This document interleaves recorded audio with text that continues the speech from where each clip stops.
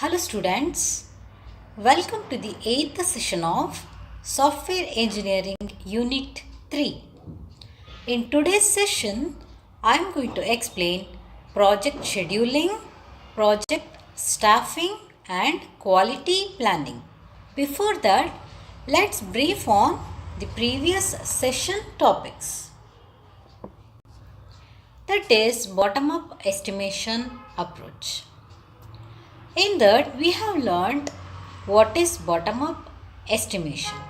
It is a technique in project management for estimating the costs or duration of projects and also parts of a project. In this, overall project effort estimation is computed as sum of estimates of all its modules or activities. So, bottom-up estimation is an activity-based estimation approach, and hence we can say bottom-up approach is a detailed estimating approach with accurate estimation. Secondly, we have also learnt the steps of bottom-up estimation approach, which includes identifying modules in the projects, classifying identified modules into simple, medium or complex type, finding the total effort as sum of efforts for individual modules of the project. So this is done using past data on similar project for effort estimation. And the last step is refining these estimates on total effort.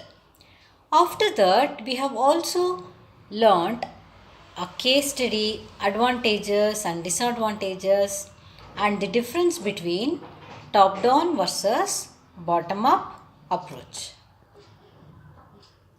In today's session, we are going to discuss project scheduling and project staffing. After that, we will be discussing quality planning. Let's see what is project scheduling. Project schedule is a mechanism that is used to communicate and know about what activities or tasks that are needed in project development and which organizational resources will be given or allocated to these activities. Finally, it deals with at what time duration or time frame the project work needed to be performed. A schedule consists of sequence of activities with specific milestones and deliverables that are needed to be delivered under a given period of time. Gantt chart is used to represent project schedule, which is the most common and important form of project schedule. Let's see a project scheduling process with a diagram for better understanding. Here, initially, the total work is divided into various small activities or tasks during project schedule. In other words, we need to identify the different activities of a project initially. Then project manager will decide time required for each activity or task to get completed. Possible dependencies are identified in order to execute some independent activities parallel for efficient performance. Project manager has to estimate and allocate the resources required for each activities. So here resources may be people, software and hardware, etc. Bar chart or Gantt chart are used to represent project schedule. Finally, the activity network is created with critical path diagram. And this is also used to know the flow of activities.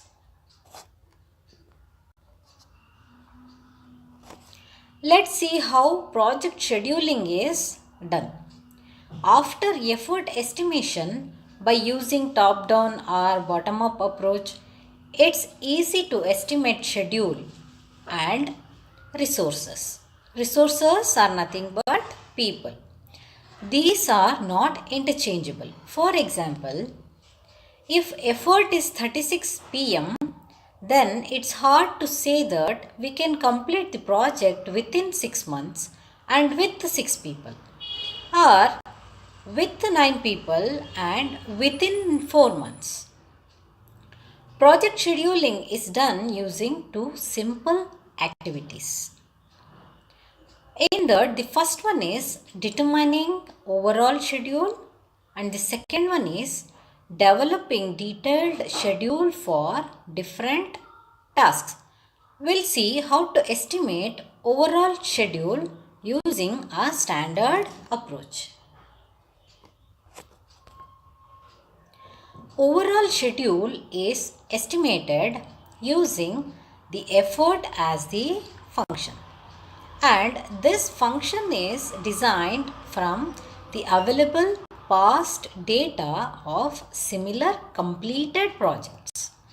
The IBM Federal Systems Division found that the total duration, that is M in calendar months, can be estimated by M is equal to 4.1 e to the power of 0.36. Whereas in COCOMO, the equation for schedule is M is equal to 2.5 e to the power of 0.38. This is a standard formula for computing the overall project schedule. Once we know the effort E. And here 0.36, 0.38, 4.1 and 2.5 are the constants. Let's see the advantages of project scheduling. Project schedule ensures that everyone remains on the same track as far as tasks get dependent and to meet the expected deadlines. It helps in identifying issues early, such as lack or unavailability of resources. It also helps to identify relationships and dependencies between different activities and to monitor the complete process. It provides effective budget management and risk mitigation. Risk mitigation is nothing but risk minimization, or we can say reducing the number of risk or reducing the effect of risk.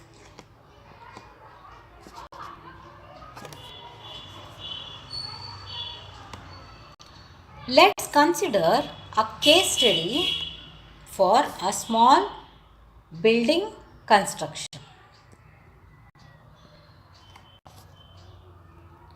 I have used a Gantt chart for representing the project schedule of a small building construction project. Here, the whole project is divided into different activities such as site work, foundation, rough framing, exterior walls, roof, and heating and ventilating air conditioning. In short, we can call it as HVAC activity. It is the technology of indoor and also used in vehicles. Its goal is to provide air conditioning. It includes different subtasks, and next identified activities are electrical activity, plumbing activity, drywall, and finally interior finish. After identifying these activities, the time and resources are allocated to each activities. The whole project time, that is 33 days here, has been divided among each activities. Among the 2 days is reserved for site work, 4 days for foundation, 6 days for rough framing, 11 days for exterior walls, 7 days for roof, 9 days for HVAC. In that, again, it is divided into its sub activities, that is, install furnace, duct mains, seal ducts, utility connections, and startup. Time is allocated for each of these sub activities, and 8 days for electrical work, 6 days for plumbing, 4 days for drywall, and lastly 8 days is allocated for interior finish.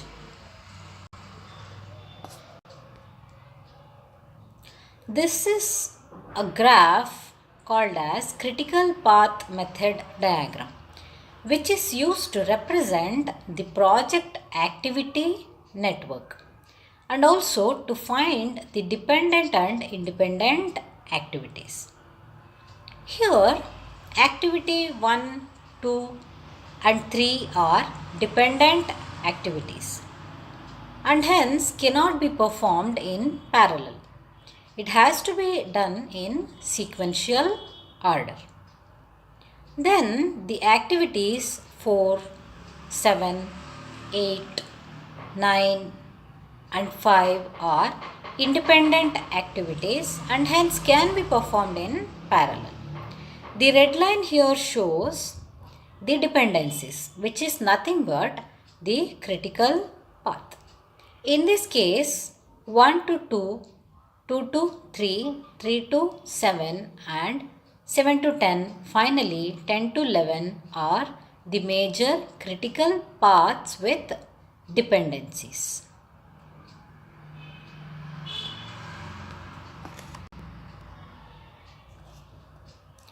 Let's see our next topic, project staffing. Staffing is the most important part of project management because it is the staff who will actually complete the project work, and it is the staffs who consume the majority of project cost in terms of salary. Hence, it is extremely important to be very precise in planning and acquiring the right staff at the right time for the right duration.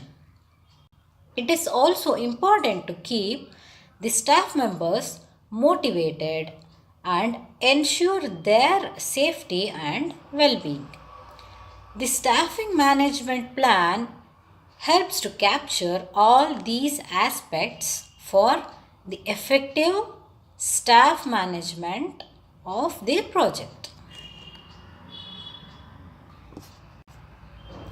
The average staff size for the project to be undertaken can be computed as an equation.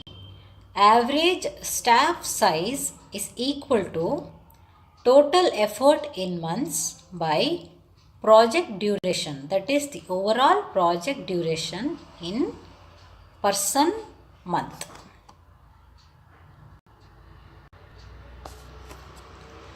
This figure shows the staffing level curve for different phases. We can call it as manpower ramp up diagram. Usually, the staffing level does not change often.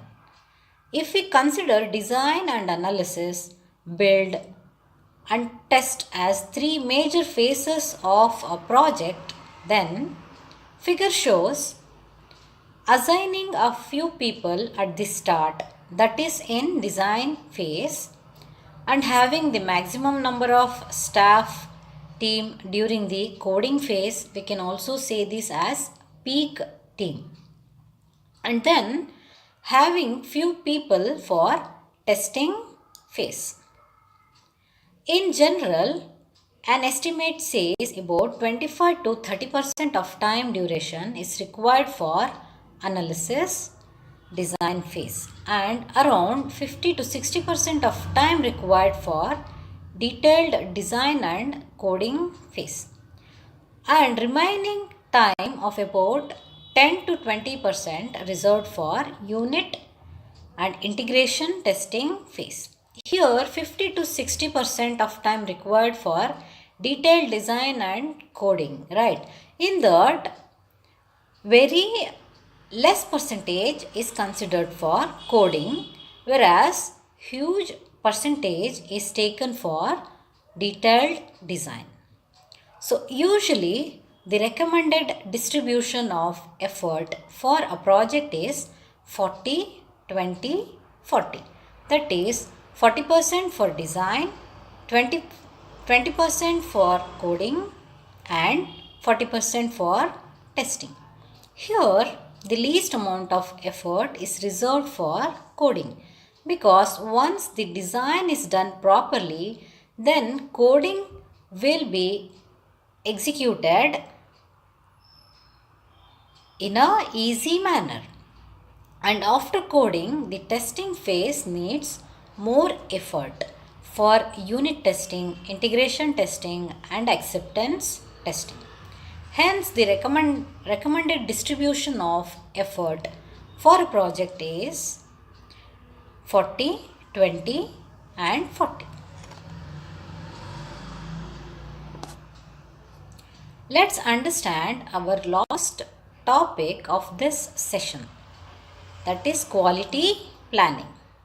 What is quality planning? Why we need quality planning? A quality planning is a step towards satisfying a final goal as to deliver software with low defect density. Software development is a highly people-oriented activity and hence it is error prone. In a software project, we start with no or zero defects, but defects are injected or introduced into the software during the different phases of the project. A thumb rule for the current industry standard is to expect not more than one error or defect per 1000 delivered lines of code. For an effective quality planning, we should know the defect injection and removal cycle, as it is the defects that determine the quality of the final delivered software. So defects are injected into software in many phases of software development process. Here we can see the stages of software development process where defects are injected. That is requirement specification, the high level design, the detailed design and coding. So it is clear that in any phases of software development, the defects are introduced. In order to get a high quality software, the product quality assurance team has to identify these defects and remove these identified defects. These are some of the quality control activities for defect removal. That is requirement reviews, design reviews, code reviews, unit testing, integration testing, system testing, acceptance testing, etc. Here, reviews and testing are two most common quality control activities utilized in a project. Whereas reviews are structured, human-oriented processes, testing is the process of executing software in an attempt to identify defects. The most common approach for quality planning in a project is to specify the quality control activities to be performed in the project and to have suitable guidelines for performing each of the quality control tasks so that the chance of getting defects are minimized and the chance of meeting the quality goals are high. This is a defect injection and removal cycle where defects are injected in requirement and analysis phase, design phase, and also in coding phase. The removal of defect is done at the end of requirement phase, design phase, and coding phase. And the defect removal is continued throughout the testing phases such as unit testing, integration testing, and in acceptance testing. Let's see the defect injection and removal process with a diagram. Here, the defects may exist in the entry phase itself due to the wrong or unclear requirement specifications. Then again, the new defects are added up during the development phase. After that, the defects are detected and fixed. If the defects are undetected or identified defects are incorrectly fixed, then those will remain even after the exit from that phase. And these defects may or may not be identified in the next phase, resulting in the low quality software. If the defects are detected and removed in the early stages of the project development process, then it is well and good in order to get the high quality software. Let's solve few MCQs on today's session topics. Question number 1. Timeline charts assist project managers in determining what tasks will be conducted at a given point of time. Option A true, option B false. Guess the answer for this, students. Yes, you have guessed it right. The correct answer for this is true.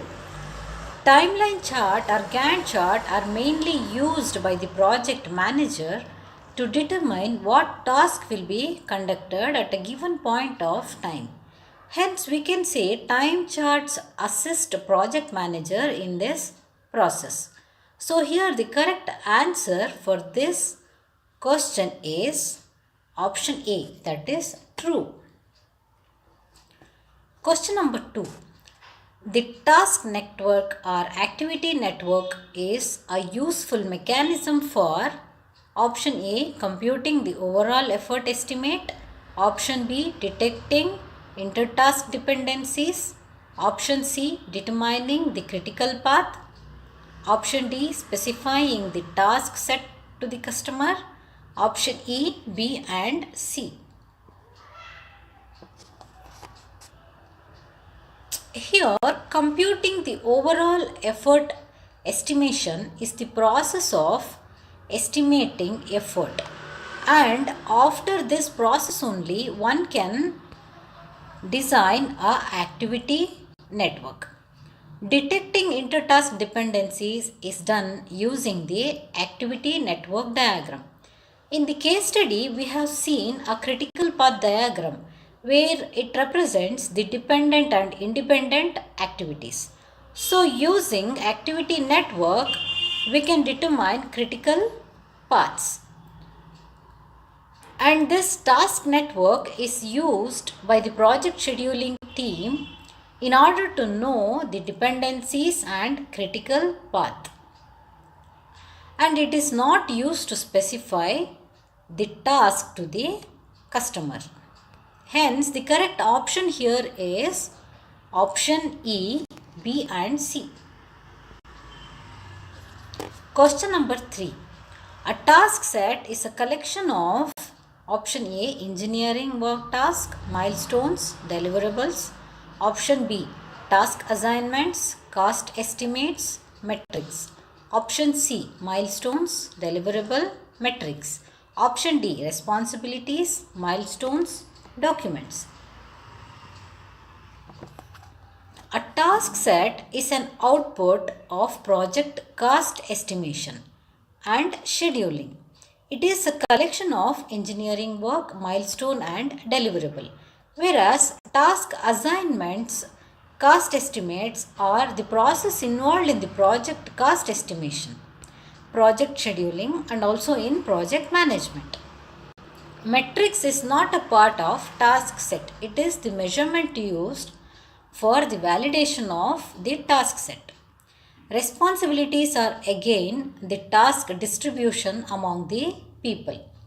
Hence, the correct option here is option A, engineering work task, milestones and deliverable.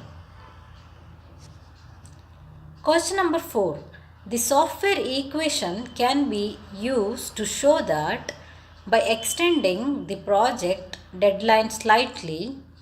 Option A, fewer people are required. Option B, you are guaranteed to meet the deadline. Option C, more lines of code can be produced. Option D, none of the above. Let's see the answer for this. If we extend the deadline and have shortage of resources, then it will not guarantee to meet the deadline. Here the goal is to develop the code to meet the user requirements and not to increase the number of lines of code unnecessarily. So option C is wrong. And if the deadline is extended, obviously instead of 6 people works for 5 days, 3 people can work for 10 days to complete the same task. Hence, option A is the correct answer. Question number 5. Doubling the size of your software project team is guaranteed to cut project completion time in half. Option A true, option B false. Some projects may need less number of highly skilled people in order to complete the project. Just by doubling the size of project team does not ensure the quality and also reduces the complexity of a project. Hence, the correct answer for this question is option B false. Question number 6. Which of the following is not one of the guiding principles of software project scheduling? Option A, compartmentalization. Option B, market assessment. Option C, time allocation. Option D, effort validation. Let's see the answer for this. So here the answer for this question is market assessment. Compartmentalization is the process of dividing whole project into subtasks. Time allocation is the stages in process of project development where the required time is allocated for each activities of a project. Effort validation is the process of checking or ensuring the required people or the time are allocated to each activity, and it makes sure that resources are available throughout the activity life cycle. So here the correct option is B, market assessment, which is not required for project scheduling. Question number 7. The number of people required for a software project is determined, option A, after an estimate of the development effort is made. Option B, by the size of the project budget. Option C, from an assessment of the technical complexity of the system. Option D, all of the above. Let's see the answer for this. See, by the size of the project budget, we cannot decide on the number of people required for a project. because the budget does not determine the complexity or size of the project. From an assessment of the technical complexity of this system also, it is not possible to decide the number of people required for a project, because it does not mean that the complex project need more people or a simple project needs less people. Many times a simple project may need less skilled people for less skilled work, and a complex project may need less number of highly skilled people. So here the correct option is, after an estimation of the development effort is made, because this effort estimation only defines the number of people required for the project development. Question number 8. Every task that is scheduled should be assigned to a specific team member is termed as compartmentalization, defined milestones, defined responsibilities, and defined outcomes. I think you have guessed the correct answer. The correct answer here is option C, defined responsibilities. As we have seen in the previous question, compartmentalization is the process of dividing whole project into subtasks. Defined milestones are the review of product to check for the quality. Defined responsibility is assigning work or task for the people who works in the project on different activities. So defined output defines each task must have an output. Example, design phase has design output. So here the correct answer is defined responsibilities. Question number 9. Ensuring that no more than the allocated number of people are allocated at any given time in software scheduling is known as time allocation, effort validation, defined milestone, and effort distribution. The correct answer for this is effort validation. Time allocation is the stages in process of project scheduling where the required time is allocated to each activities. Effort validation is the process of checking or ensuring the required people or the time are allocated to each activity. So, and here the defined milestone is the review for quality of the product. Effort distribution is nothing but distributing estimated effort to each identified activities. So here option B, effort validation, is the only correct answer. The last question of this session is, what is the recommended distribution of effort for a project?